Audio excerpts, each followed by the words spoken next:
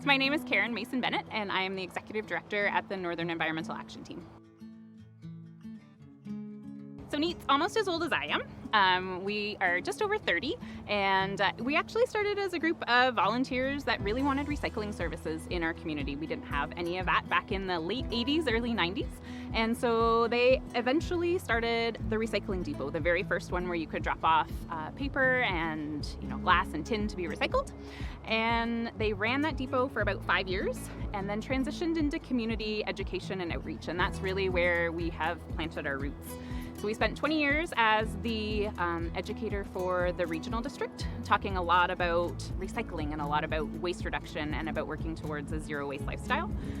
And in the last few years, we've really had an opportunity to transition and grow as that relationship ended. And so we've added a lot of food security programming, but also a lot of nature connection programming. So we're really looking at building strong, sustainable roots in our community around food and connection as a whole. Camp Wildlings is the brainchild of Susan McGarvey. She's our education coordinator. She's really quite brilliant, and I'm super thrilled to have her on our team. So I run all of the children's programming that we do, everything from our in-class lessons to what we provide on the website, and summer programs like the Wildlings and the garden sustainability program called Food Secure Kids.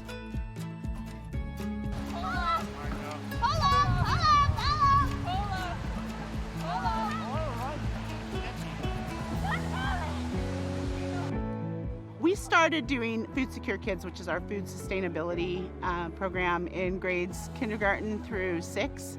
And as I went into classrooms and I had kids come outside with me and I'd ask them to sit in the grass, I would have kids look at me like I had lost my mind. They absolutely refused to touch the grass or let the grass touch their butts, basically. And the first time it happened, I thought, well, okay, this is a weird class, but then it kept happening over and over and over again. And it became just a thing where you start realizing that this thing that you've heard about where kids are disconnected to nature is actually really happening. And it's happening in a place where, honestly, we live in northern British Columbia. There really shouldn't be a reason that a child in this town doesn't want to sit down in the grass, because we are surrounded by beautiful forests and opportunities that people actually, this is bucket list material for a lot of people. So from that, we started having discussions in the office, and Karen Mason-Bennett and I started kind of tossing this idea around. It was one of the things that I thought was really important, was to connect kids back to nature, and the best way to do that was in 2 ways. One, kids are so structured and in this little bubble and they don't have any control. So to connect kids to nature, this kind of was born, to be a wildling and to go in the forest and to have, basically, the kids have complete control of this camp. And it's a beautiful thing. So Colin, if you want to take them over to Liam's group, and you can join Tristan's group. You guys are together.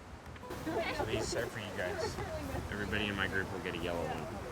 So Alan's yours and Alan's yours. Oh, it's going to be a crazy day. It's going to be fun, packed. I mean, it's windy and it's cold, but that's never stopped the kids before.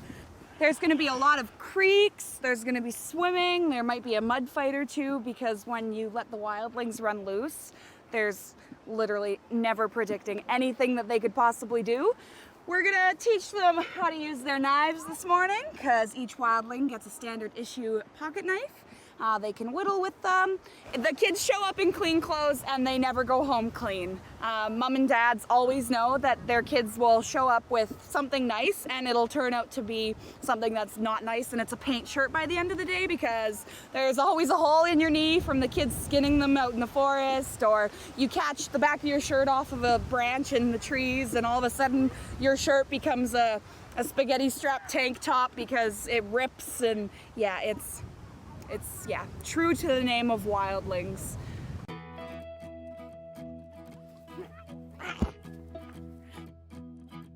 What are you doing? You're just crazy. Yeah, wild. It's never a dull moment at this camp for sure. Heather's gonna go through the rules with you. We have a lot of new faces at camp this week that haven't been here before, so I just wanted to remind everybody of a couple of important things. Number one, if it is living, which means it's in the ground and standing, even if you think it's dead and it looks like something you should be able to chop, we do not touch it with our knives, saws, hatchets, or hammers. If it's in the ground, we leave it alone. Does everybody understand? Who can tell me what happens if you accidentally hit something and something's up above? It will fall on you. That's right. So it could really hurt you, or it could hurt somebody around you. I do see a lot of new faces, but I do see a lot of returning faces. The rules are the same from last year. So the first rule is we are always kind to each other. We always listen to the grown-ups. If we ask you to do something, do you think we're doing it to be mean? No, we're doing it because we want to make sure you're safe. So just always listen to what we have to say. If we take it in, we bring it out. So what does that mean? You eat something with like a wrapper, say like granola bar.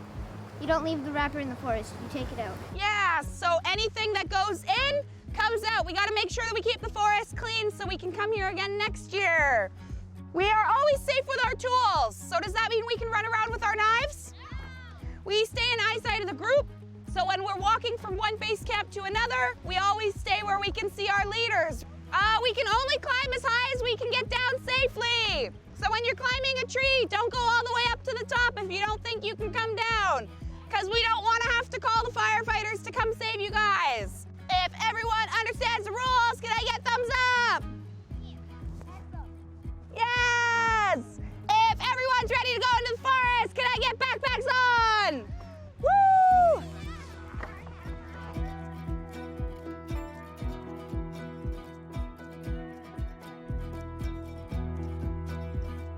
This probably is my dream childhood. So when I thought about, I grew up in a city and I didn't have a forest around me. There is something that happens to you. There's something that happens to me when I go into a forest. And I was pretty sure that it couldn't just be me. And I observed my own, I have two boys of my own, so watching them when we would take them into nature and kind of the flip that switched in them, to have that on a wider scale, I thought was really important. And so as an organization, we really kind of rallied and said that it has to happen. So one of the things we said, if we were going to do this camp, we were going to do it as a high-risk, child-led camp. So we give the kids tools that you would normally use if you were out in the bush. They get to have hammers, they get to have saws and hatchets and pocket knives, and we teach them how to use them safely. So the first rule with the knives is you're not gonna open them when you're standing up or walking. That's our very first safety rule. You have to follow that one. They open really easy and they lock, so you're not gonna be able to close them on your fingers or anything once you have them all the way open. To close them, if you have a knife like this one, you're just gonna push this wavy little metal piece over to the side and fold the knife in a little bit and get your fingers out of the way and close it. If you have one of the smaller knives, it's a lot easier. You just push this button on the back and you close it like that. And we teach them how to whittle, which is kind of a dying craft. So to be able to experience that with a new generation of kids is really exciting. So if you guys find a stick that you want to whittle, you're gonna make sure that you're pointing away from your body and away from your friends. We're not gonna have it up on our knee like this or towards our friend over here because we don't want to cut ourselves or anybody else. If you guys find something you want to chop, you got to make sure nobody's anywhere near you because you don't want to hit anybody else or yourself. And you're going to stand with your feet apart so that if you miss, it goes through and you're not going to hit your legs. Also, what Susan said was true. We're not going to hit anything that's standing up, whether it's living or dead, because we don't want anything to fall on you guys, okay?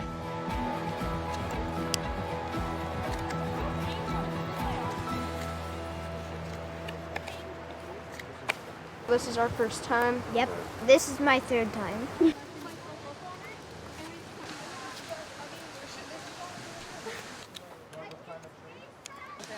Here, so Nick, go towards the ground so that it doesn't come up towards you. The whittling can help just in case you want to become a wood craftsman. So you're pulling this to the side, Oh yeah, right? now I remember. Open it a little bit, get your fingers out of the way and then close.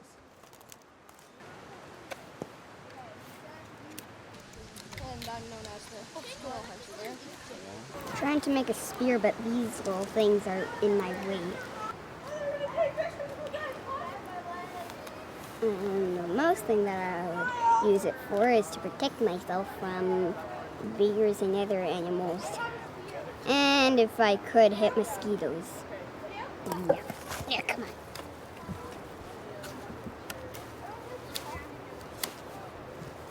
What is wrong with these little things poking out?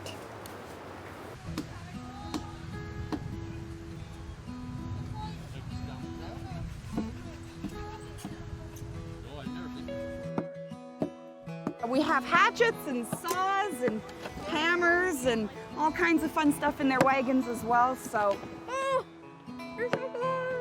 they just get to do everything that mom and dad say that they can't do at home. They teach you how to be safe in the forest and how to find your way back if you get lost.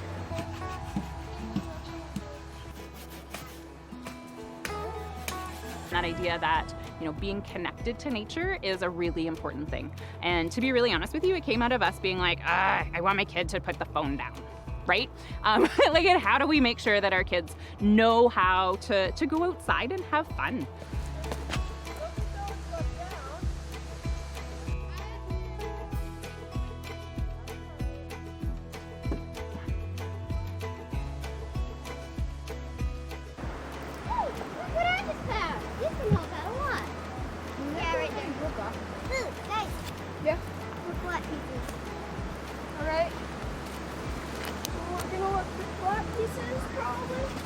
Yeah, flat pieces are taking out my food.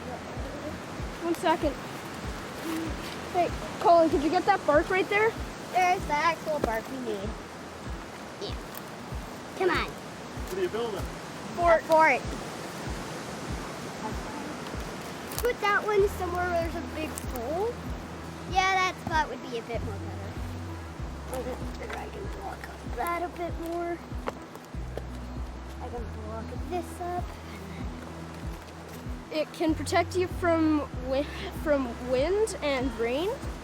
And if you build it properly, you can also get a rain collector, and then all the rain will pour down into that one bowl, and then you can boil it the next day.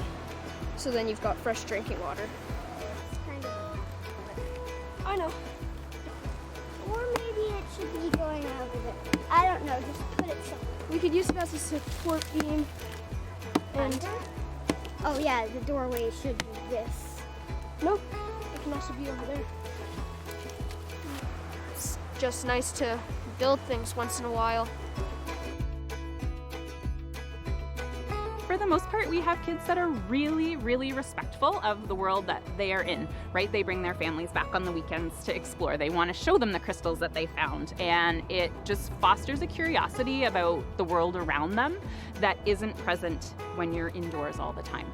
And so we've been able to mirror that experience as much as we can anyway through in-school programming.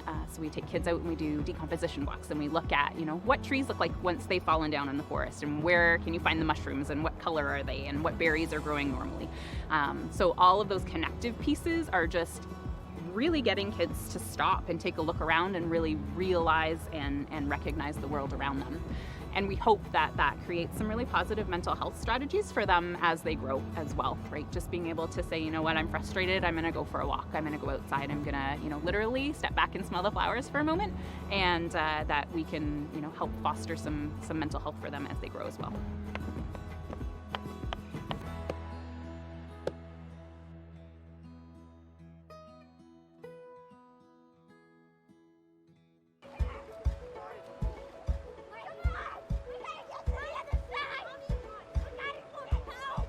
every morning they sit down with their leaders and they say, I want to go to the creek today, or I want to climb a tree today, or I just want to sit around and whittle. I want to build forts. Whatever it is, it's the leader's job to try to make it happen.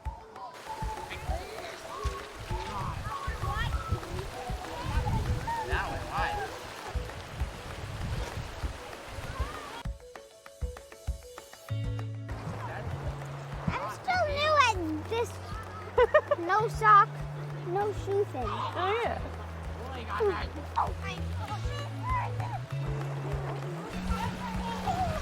Hey, Jacob! Come over here. It's fun. The water is actually, when you go your second round, it's actually kind of warm.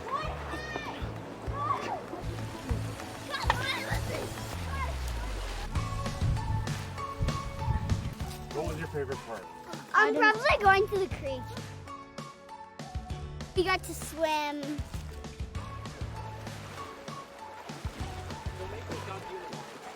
We learned that the rocks were slippery in the water. And also the current is very strong, stronger than you think.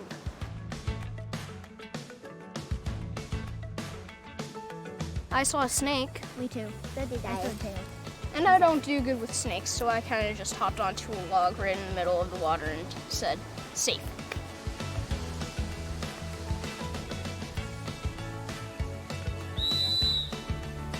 You have this area of the forest. You have that area of the forest. You have that area of the forest, and you have that area of the forest. To hide, we will play a game of hide and seek. Everybody got it? The leaders are going to be the seekers. The campers are going to be the hiders. I Got want to it? hide. I have to like watch. I'm hiding. You can hide. I'm hiding. Are we ready? I'm going to All right, leaders. Yeah, I'll sit here, and this is home base. Can we go and hide? Ready? Campers, go hide.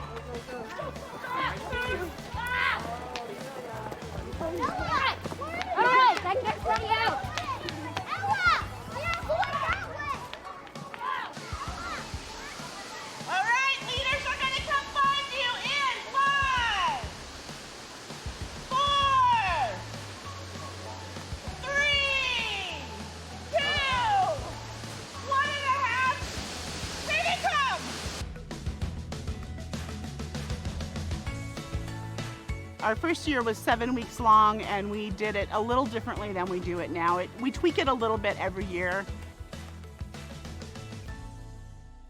We were one of the last. And actually, an adult actually passed us, and when I was just like behind. Why did I have to lay on my face?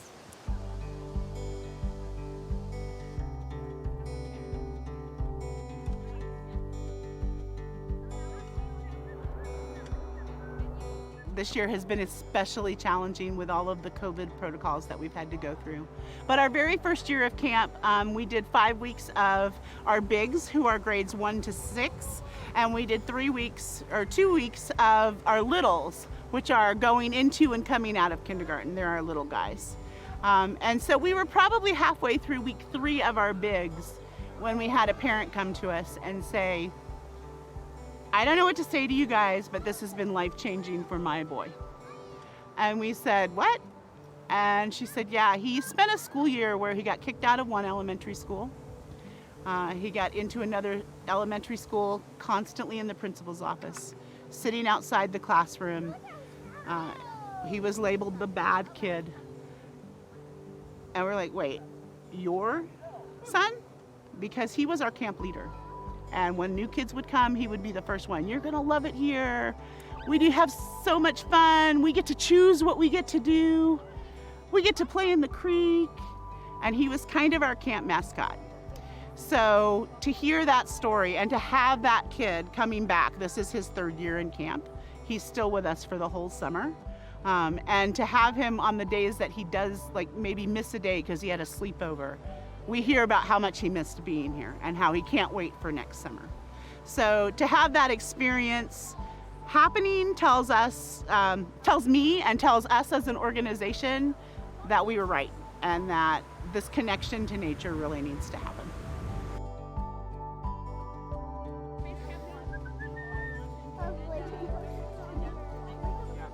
favorite part was probably that you get to be social, and during this time we get to see our friends, see other people, and have fun.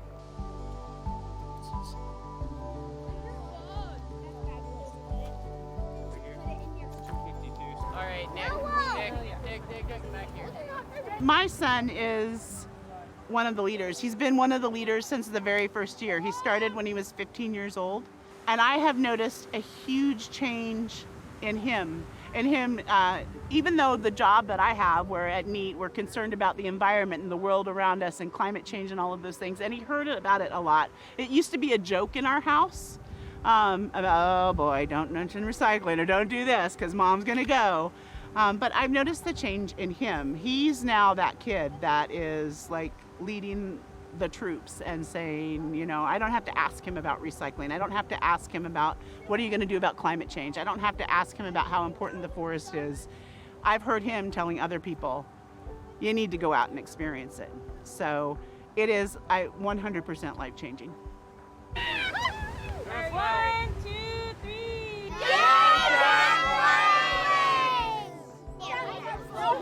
Thank you. I'm being attacked. I only have my feet going. What do you think you're going for? Get out, horsey.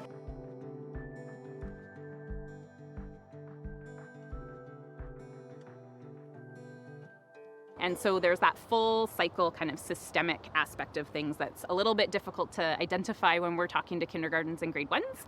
But, you know, some of our grades 5s and 6s are talking about yields and how much space you need to be able to grow things and how much does food cost in our community. And I know that, you know, in terms of food security, affordability and access are pretty much the two most important ones in our area. There's absolutely an idea of stewardship there. We definitely don't expect all of our students to come through and be farmers. Like, that's not what we're looking for. We're looking for facilitating access to the local food economy, right? And if you can go home and you know how to grow a carrot and you have an appreciation for how that carrot was grown, you are more likely to buy it locally, but you're also more likely to eat it if it's in your fridge, right? And to not let it go bad.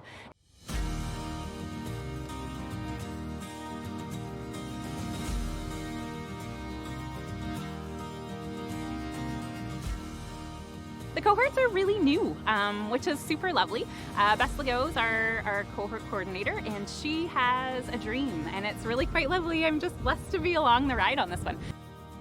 I'm Bess Legault. I'm the coordinator of NEAT's Northern Co-Hort, which is a farmer support program trying to create food security and local food access in the Peace region. So my background is in biology and environmental studies, and I learned about climate change and a lot of the pressures on our society today. And then I met my professor who taught me about the Canadian food system and realized that, well, it's functioning, but there's a lot of holes and there's a lot of waste, there's a lot of overconsumption, there's a lot of distribution issues, and to be honest, it doesn't support farmers. And so from there, I saw what a carrot looked like growing in the ground for the first time by going out and volunteering with her on her farm. And that was the beginning of a lifelong passion towards connecting to soil and connecting people to plants and where their food comes from, and really a mandate about growing food and building community around that. Because I realized that sustainable alternative agriculture is actually a climate solution. It is it's adaptive as well as mitigative, depending on how you farm. So Co-Hort came to be, I was a group of small-scale horticulture producers or vegetable and market gardeners and orchardists, that type of thing. They were asked if there was a business case or marketing strategy for more horticulture production in the region. And we said, yes, we're doing great things, but we're doing it on a small scale because there's a lot of infrastructure and support pieces that are missing in order to make our businesses economically viable and connect to a greater community of food consumers. And so together we decided to approach the Northern Environmental Action Team because they have similar mandate with their food security programming, with their Food Secure Kids programming and that type of thing. And so we could have a home without having to wear a bunch more hats as farmers, and have the resource of an executive director who has a lot of experience and roots in the community, and experience writing grants and proposals and that type of thing to help us actually get the support from the regional government and the provincial government to do what we'd like to do. That's kind of the magical part about it. Absolutely. Food for the future. And so our goal is to be able to increase the economic advantage of them growing more, but also to have a space here in our community where we can start processing that food. So if you all of a sudden decide to grow, I don't know, 2,000 pounds of carrots, what happens to that once you know, there's only so many pounds of carrots that you're gonna get rid of at a farmer's market to our community and be able to connect that way. But how do we make those connections, say, to the local hospital or to our schools or to the Salvation Army as a food bank, or, you know, those really cornerstone community organizations? I love sharing. Thank you. I'm so excited. Katie's like the shining example of like build it and it will grow, and she's looking at food forests that's going to feed her family for generations.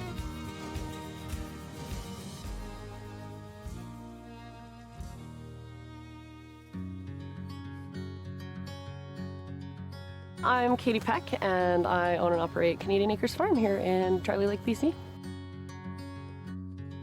We are a regenerative agriculture operation based in permaculture principles, which are a lot of really big words, but basically what we do is we design our entire system as a fully functioning holistic working system using crops and animals to basically make sure that we have all the nutrients that we need and all of the materials that we need to be sustainable and resilient over time.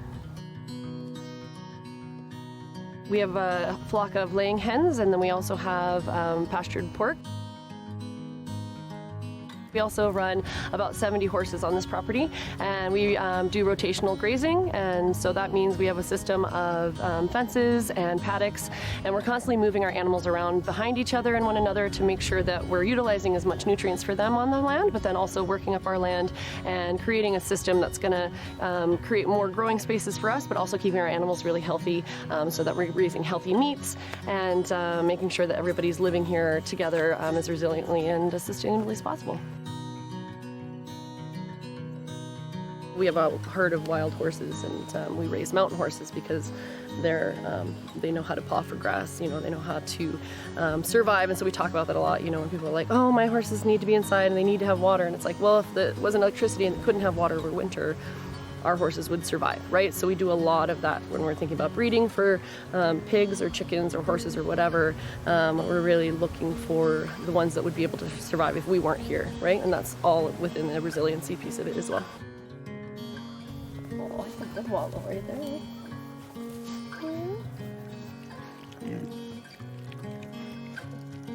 We have lots of people from town that bring their crab apples and apples just to give them as much food as they possibly can have that's in their natural habitat, and then to be able to have this forage area, they get access to whatever they're craving or any type of nutrient that they might need to go and root out. They know how to do that, and so we're giving them the opportunity to just get as many different types of nutrients as possible.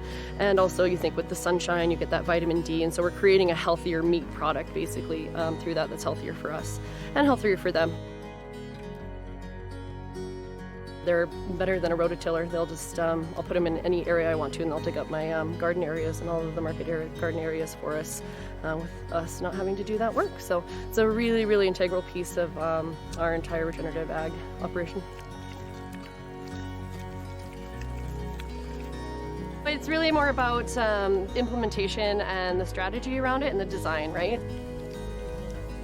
So we really focus a lot on building our systems and building them right the first time, and then moving it around. Once you get that down the first year, it makes it a lot easier the second, third, fourth, fifth year. So we're basically, that's why we say we're more resilient over time. It does take a little bit of extra work in the beginning, and we're very focused on small and slow solutions. We don't use chemicals for fertilizing. We don't use chemicals for like pesticides, fungicides, anything like that. We're really utilizing animals, nature, to really help us build this system as holistically as possible.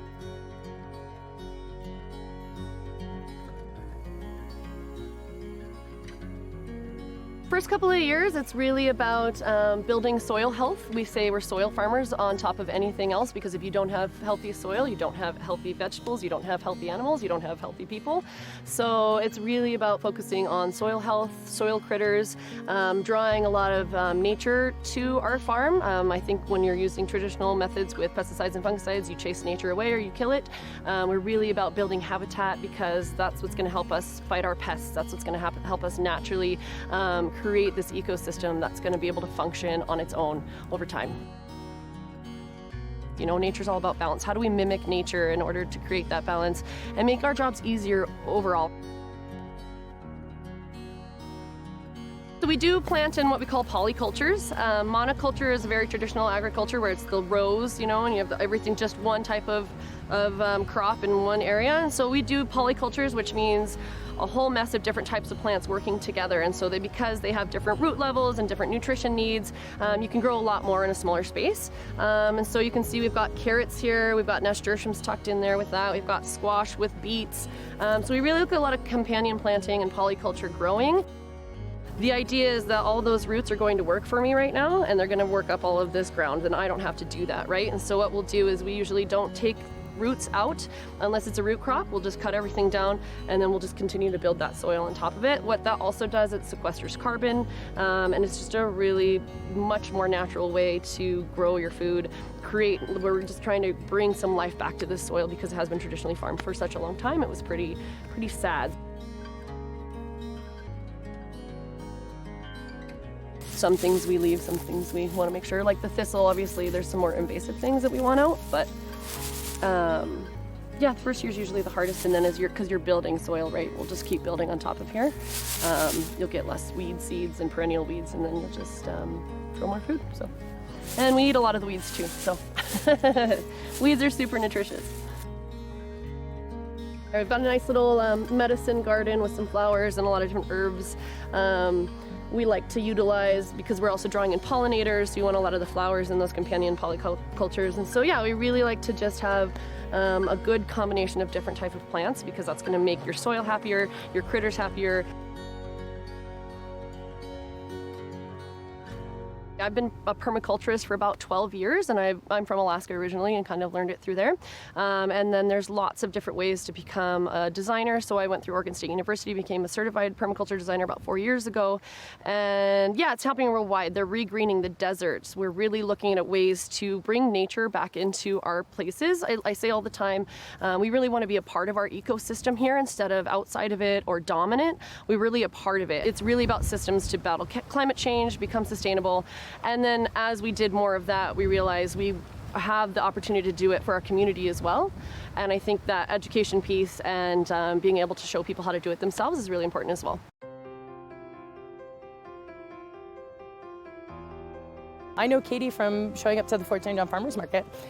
So just around the same time, there was a bunch of us educated women, I hate to say we're all women, but we are for the most part, who found access to land. We just happened to pop up and bubble up around the same time, coming to farmers markets, trying to do things a little bit differently. She would also come to me and be like, hey, you're growing cucumbers and you're growing a lot more than I am, so can I can your cucumbers? And so she would purchase beans and cucumbers and support my business and then turn it into a value added that then draws in all the customers and gets everybody excited about local food, which is nice.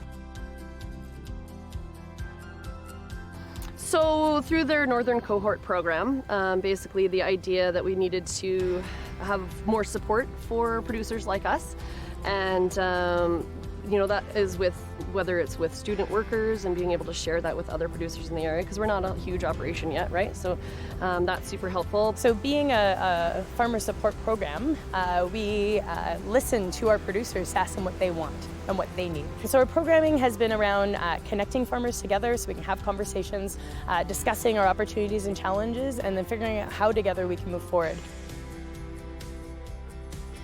Through our initial surveying of producers and consumers, we realized that there's a shortage of skilled labor in the region. And so we came up with the Eco Farm Skills Program as a way to try and draw people with education and backgrounds in alternative agriculture who might be interested in learning how to develop those skills, as well as promote people from the region who may have a bit of an idea, but maybe not the background educational piece, and give them an opportunity to learn together and learn amongst our cohort members.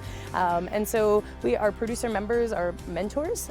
And so every time our farm skills students come out to Katie Peck, she's working shoulder to shoulder with them and kind of learning about the process and the bigger picture and why we're doing this. Really focus on perennial crops or things that are going to self-sow or self-seed. So once again, then you don't have to keep doing that, right? I don't want to have to keep planting, keep weeding, doing all of those things. And so how do you just make each one of these almost a little resilient forest on its own? And then as everything grows up and grows bigger, you can kind of decide and then tweak from there. But other than that, yeah, that's the idea. So what we're really trying to do is empower the next generation to think of how their background and their passions can lend to making a more sustainable food system. So yeah, we'll kind of see what it looks like next year as everything settles. Like I've done sheet mulch here and here before, so you can tell the difference in the trees, how much happier and well fed they are. Right. And so hopefully the idea is, yeah, everything will just kind of explode this next year. Yeah. And, yeah, I can already tell, like, this guy's had a ton of growth this year. Has he? Yeah.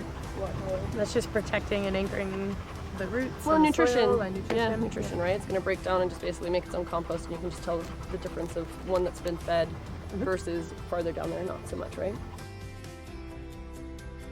But also education piece, you know, they're really bringing in a lot of, like, really of the time keynote speakers through the winter months, a lot of connectivity with other producers in the area, and so we just, you know, we really should be learning from each other, and it just is a really nice thing to have in our community so that we can have an organization that's overlooking that for us, and so we don't have to worry about a lot of those little pieces, right? And I'm just feel really fortunate to be able to have that in our community because it's not the norm.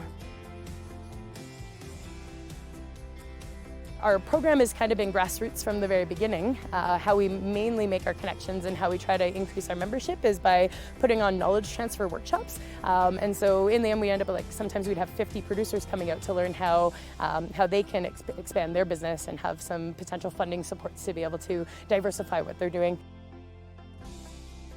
Just trying to connect the people that have proven how you can do things, support them so that they can expand their production and connect to more consumers, but also like Katie, she's pretty good at connecting with a community of other people because there's, for every one of us, there's 10 or 20 landowners who have land and want to know what they could do with it.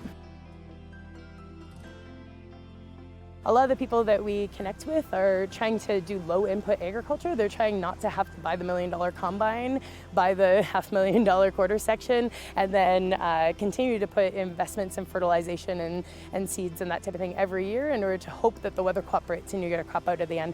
And so when we talk about sustainable agriculture, it's in that diversification, and I think diversification can happen on all kinds of scales. And it's that knowledge transfer and figuring out what works here and then how to work together so that we can create enough produced to meet regional demands.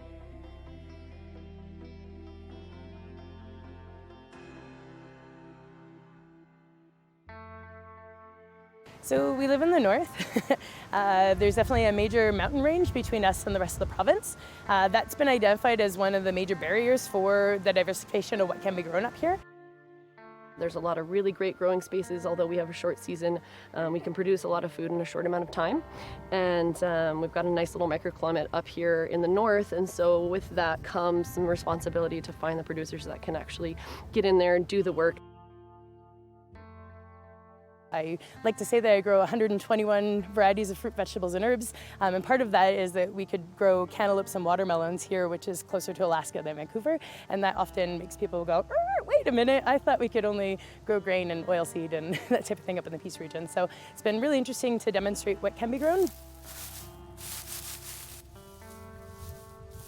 I think the other thing that people really enjoy is the taste of the wild foods too, right? And like that's another thing that we do, try to propagate our traditional crops that maybe might come back perennially or self-seed, and doing them in some more wild areas because they're going to get different nutrients, right?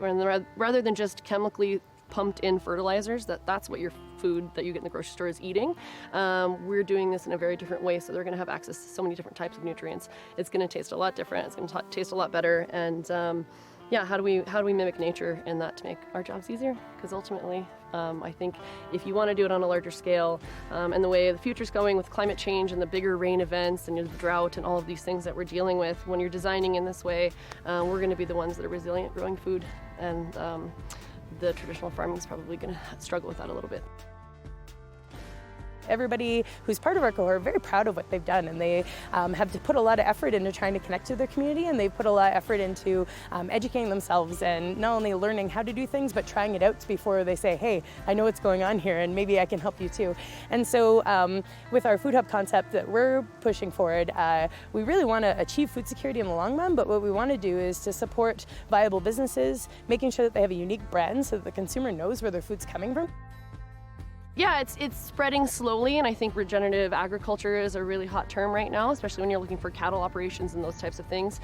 This is a little bit more small scale, but like I said, it's slower, but slow and steady wins the race. So yeah, I think as we see more and more people doing things like this in the community where people can see that it works, see how it works, and have people being able to educate, it's just going to spread over time. And that's what we're doing, is especially in the north, we want to build food security.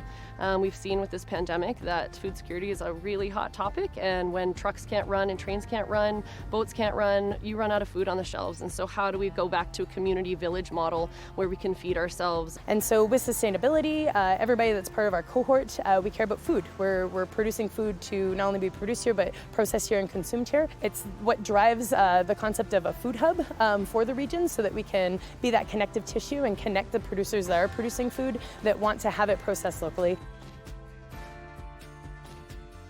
There's many ways to do regenerative agriculture in grain, cattle, in vegetable, and we're just looking to explore how to do that together and just feed ourselves up here. Yeah, just to have Neat recognize that we needed some support and step into that role has been really amazing, and I don't think any of us would really be where we're at without that. I think we have a society that likes to simplify everything and make it as efficient and economic as possible, but you lose the heart and you lose the true value. And that's where I think that's a common denominator between the Northern Cohort community and our producers, is that we have heart and we just really want to connect to land. We want to build soil, we want to bring it back to life, we want to reverse our water systems, we want to grow nutrient-dense food, and we want to connect to a community of people that want to support us and eat and thrive and be vital, you know?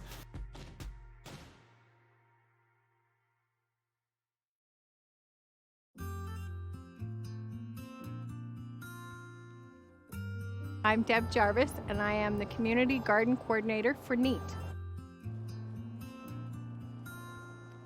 I'm an avid gardener, owned 2 flower shops previous, so I've been in the gardening aspects of it. I seen an ad and said, wow, I get to stay outside and garden all summer long. This was a huge opportunity for me to take on. I have a team of 3. And my team looks after the gardens for the community. The red beds, people pay $25 for the red beds. And the green beds are for free. The green beds are planted by NEAT, or they're planted by a community member. Anyone can come and pick from the green beds. They're here for community food produce. The red beds, people pay $25, and with that $25, they can plant whatever they choose to plant. We supply garden tools, soil, manure, and if they need help with any questions or any gardening needs, or if they're away on holidays and they need somebody to help them out with their beds. The first thing we do is water. We go and check, we walk around the sites to see if there's any rodents been in here or anything like that. Wander around, and then we cut grass, we weed. We make sure that what we're planting is growing, is flourishing. We take reports, weekly reports on what we've been planting. So in terms of food security, it's a fairly new area for NEAT. We've been working on it for about 7 years now. There's a lot of component parts that we've been growing, all the puns intended, for that period of time. One of them is a fairly significant program, and it's called Food Secure Kids. So it runs in a typical year with about 2,000 K-6 students in 6 or 7 local schools. So this year obviously was an anomaly, but we have garden beds that are at most of the schools that participate. So we built 2 beds at one school location in Fort St. John, and we built 2 beds in one location in Taylor. Both beds were mirrored, so we built a traditional bed and we built a sheep mulch bed. So this year we took a science experiment basically, and we do have those mirrored beds, and we're looking at what grows best where and why that happens. And then the students will be able to dig a little bit deeper into the, how composting works and how building soil works and why that's important.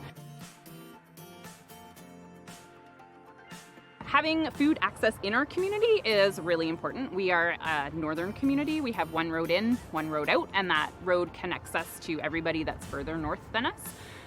In 2016 maybe, we had some significant flooding and it cut the pine path off for us. And that was really one of those moments where people were like, oh, like we have a problem. And all of a sudden food trucks were routed back through Edmonton and through Alberta and all the way back up. And of course that takes a long time. But it really it really showcased the vulnerability of our food system and how people rely on just trucks coming into our town every single day, right? So what happens if those trucks aren't available, or what happens if there is a disruption in our food system, and how do we deal with that? And then of course COVID just really reinforced that this year as well. So we've had a really great opportunity to help foster some knowledge transfer. We've been able to mentor new gardeners in our community, and we've also been able to make connections between some of the producers that we are working with around the rural areas and consumers in our community. They're really starting to understand and to seek out local food and understand that supporting it in our community is a really important way to make it flourish. So many people have been gardening. So for them to come down and be able to ask questions, we had a garden tour here just recently, and I came down and they showcased our garden. They were impressed with it. But there was a lot of gardeners who came up and asked questions and said, like, I had no idea this was here, and what do we do with this? This is what's happening to my peas. This is what's happening to my tomatoes. So it was really great for them to know now they can come down and knowing and asking questions that somebody will be able to tell them what they're trying to do.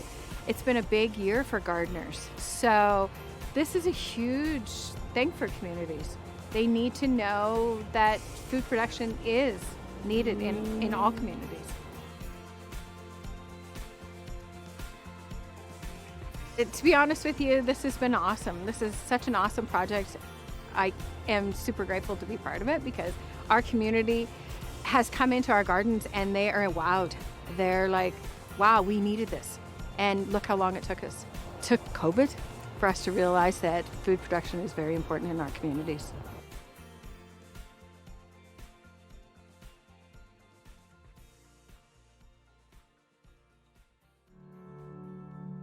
We are looking to inspire connected, healthy, vibrant communities. That's really what we're driving towards.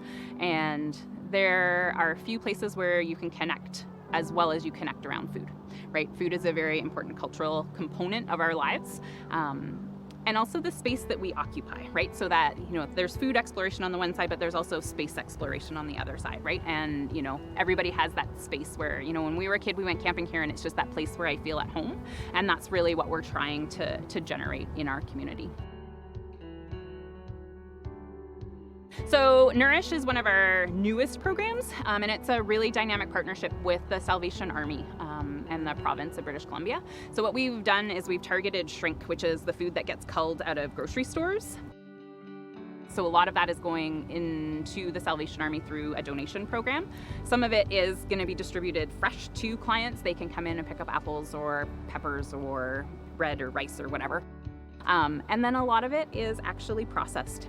Pauline has done a really great job making all sorts of jams, jellies. They make salsa, they do tomato sauce, pizza sauce, things like that are really infinitely useful, but also she's trying to make sure that people have the necessities, the key components to make healthy meals at home. And they've been doing a really great, almost like a Meals on Wheels program for community members through COVID that have really been struggling to make ends meet.